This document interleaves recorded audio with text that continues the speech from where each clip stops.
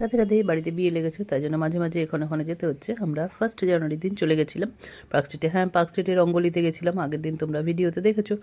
তো রঙ্গলিতে শাড়ি কেনা হয়েছে, সেই শাড়িগুলো আমরা দেখাবো আমরা বিয়ের সময় পরে কী কী শাড়ি কিনলাম। রঙ্গলির কথা আর আলাদা করে কি বলবো, সেখানে তো জানোই কী কী শাড়ি পাওয়া যায়, এত অ্যাড ওরা দেয়। যাই হোক, আমারও ভীষণ ভালো লেগেছে, কারণ এখানে কম দামের থেকে বেশি দাম সব রকমের শাড়ি পাওয়া যায়। তারপরে বেরিয়ে চলে গেলাম হচ্ছে চা খেতে। চা খাওয়ার পরে একটা বালুচরির দোকানে ঢুকলাম, কি মারাত্মক দাম হয়েছে সিল্কে। তারপরে গেলাম হচ্ছে হার্ড রক ক্যাফে।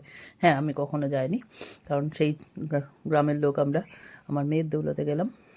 গিয়ে ওখানে মেয়ে এত বড় একটা কি ব্রাউনি আইসক্রিম একসঙ্গে দিয়ে কি একটা নাম বলছিল, আমার অত মনে নেই, সেইটা আমি খেয়ে পুরো পেট ভর্তি হয়ে গেল। কিন্তু ব্যাপারটা বেশ ভালো ছিল, আর একটু বেশি আর কি চকলেটই ছিল, যেটা কিনা আমরা খুব একটা পছন্দ করি না। মেয়ের জন্য নিয়েছিল, তো আমরা তো অন্য কিছু খাই না, তাই জন্য আমাকে এই আইসক্রিমটাই খেতে হয়েছিল। যাক, 1 জানুয়ারি আমি আর মেয়ে ভালোই করে কাটালাম। এসে পার্ক স্ট্রিট স্টেশনে দেখলাম এক গাদা ভিড়। তো মেট্রোয় উঠলাম, উঠে ভাবলাম প্রচুর চাপাচাপি গুতোগুতি হবে, কিন্তু না, দেখলাম যে মেট্রো স্টেশনটা ভিড় ছিল, বাইরেটায় ছিল না। হার্ড রক কফি সম্বন্ধে তোমরা কত কি জানিও জানি না, আমি কিছুই জানতাম না, সেদিনই আমি প্রথম গেলাম। Tata, bye bye.